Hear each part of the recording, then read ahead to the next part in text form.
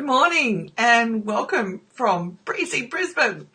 We're getting our regular lot of August winds this morning. My name's Linda and I'm here this morning because we're going to talk about complex PTSD or CPtsd. This is the first in many videos to come because we need an education on it. And the reason why is because it underpins so much of what happens in our families and gets passed down from generations. If you're passed down from and passed on to. So we want to have the most healthy, fulfilling lives that we can, and we want to be able to address our mental health challenges from a place where we know that we can move and grow and overcome and not have to keep going in backward motions as well. So this morning we're just going to start with the identifying complex PTSD. And I want to be able to say that this is all nutted down to make it easy for us, because one of the things that happens when we've got complex PTSD is things can be hard to put in order because our whole inner system is out of whack, okay? And that's quite normal for what we've been through and what we've come through, and we can overcome the chaos, absolutely, all right? So if you've been subjected to repetitive and prolonged trauma, okay, and sustained abuse by a caregiver or any interpersonal relationships that have an uneven power dynamic. So as a child, think of the parent-child relationship, okay? That is an uneven power dynamic and it can be used abusively. That's really just it in a nutshell. And as parents, for those of us that have come out of toxic families like this, and it's not just one generation before us, it's actually multiple generations that we can see this happening in. If you sat down and did a family tree and put down what each person went through mentally, then you'd really see a big picture of what was passed down to you as well, okay? So if you have, I won't say come through, if you have had the experience of sexual, emotional or physical abuse or been in the vicinity of it as well, physical abuse, John Bradshaw actually spoke extensively about this, about how when you're in the presence of physical abuse, it can have an even greater impact. So we don't like to compare these days, but if you've been in the vicinity of all of this, then you will have experienced some form of trauma as well. You can't avoid it because all your senses are highlighted and overwhelmed, especially as a child. Okay, if you've had prolonged feelings of terror, worthlessness, helplessness, okay, now picture it, this is all rewiring our entire system within us. Your core identity and sense of self is deformed, okay, so think about if, well, we're all well informed about narcissism these days. If you've had parents like that, then their needs will have come before your needs as a child. Oh, look, there's a whole list. Let's face it. There is just a massive list of what we're realising is unhealthy parenting, okay? And we can't do the blame game.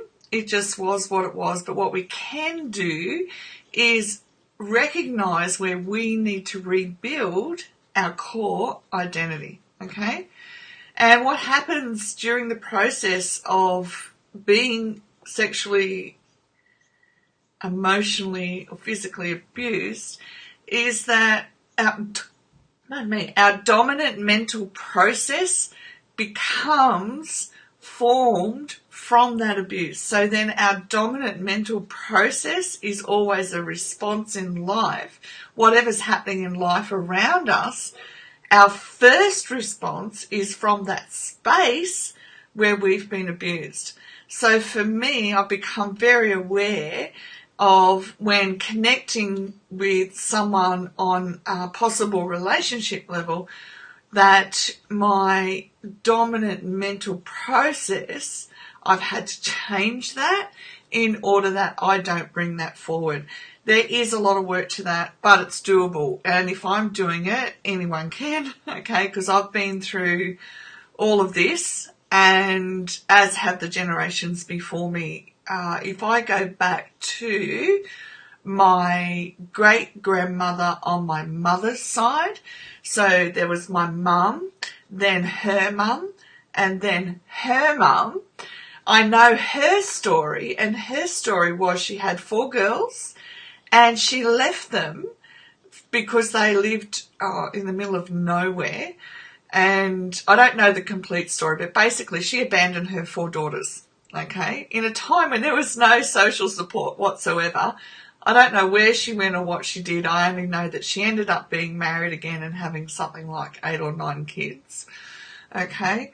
But then can you imagine the trauma that my grandmother went through, okay, being abandoned in the middle of nowhere with possibly only a station hand there, and her dad was gone off roving. That's out, mustering sheep or cattle or whatever it was at the time. So they're left there. Their security, this is what happens every day, which gives a sense of security as well, is gone.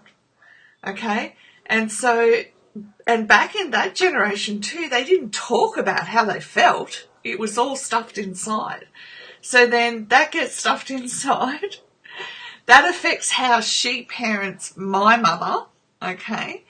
And then my mother, that affected how she parented me, okay? But for me, I went, right, that's it. I couldn't understand it fully like I do now, but I went, this has got to change. We have to have connection, emotional connection. So even though I'd been through sexual and emotional abuse and the physical, I wanted different for my daughter and for all my children, and those of us in group know my kids. Well, they're adults now. And know that even though my daughter and I have some differences, we have a super close relationship built on a foundation of love and order and being able to communicate. That wasn't available to me, and if you've come from the generations that I have, it quite possibly wasn't available to you either. But I want to give you hope, okay? There is hope, and we can do life differently. We're going to go through not just, okay, we can identify complex PTSD in our life, but we're going to, I'm going to do as much as I possibly can so that you are equipped to combat this not only in your own life so that you can have a fulfilling life, okay, but also that you are equipped to pass that fulfilling on to your children and your grandchildren. And for those of you who don't have children, there will be many around you who need this information as well, who need to know that you've been through this recovery process, a healing process, the journey it is, and it's a journey through life. I've been fortunate because I started work on this. Let me see. Do I give away my age today? I started work on this process. I'm trying to think how long ago now. Over 30 years. Let's just do that. And out of my early years came the course I wrote, Awakening Your Soul, because I learnt to go within and examine what was happening for me in my day-to-day life and put it in an order. I didn't have the vocabulary I have now because there was no research done back when I was first started, obviously. This information only began to be written about by professionals in 1992, which isn't that long ago. Actually, that's when Josh was born. So it's only been around for the length of time that my eldest has been alive. And the DSM-5 hasn't picked it up yet because, of course, in order to go into the DSM-5 and have professionals able to diagnose, etc., the medical profession's got to do a heap more research, test subjects, and so much more. There is so much that goes into even being able to get into the DSM-5.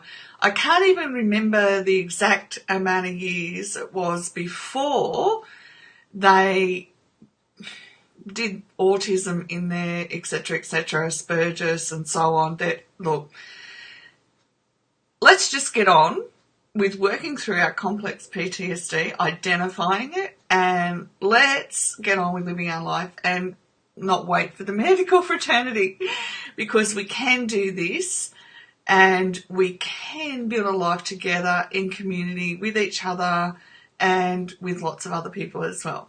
All right, thanks for watching. As always, if you have any questions at all, comment below. If you need any information, feel free to ask at any given point in time, and I will happily help out, as will all the admins in our group. Okay? And we all go through stuff, and there is no shame. No shame at all, because the more we get it out of us, the more we can heal. Okay?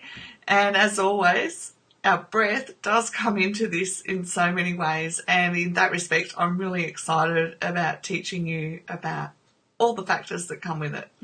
All right, it's been great to talk with you today. Have a wonderful week, and I look forward to sharing buckets of information and ways to transform our lives. Okay, bye for now.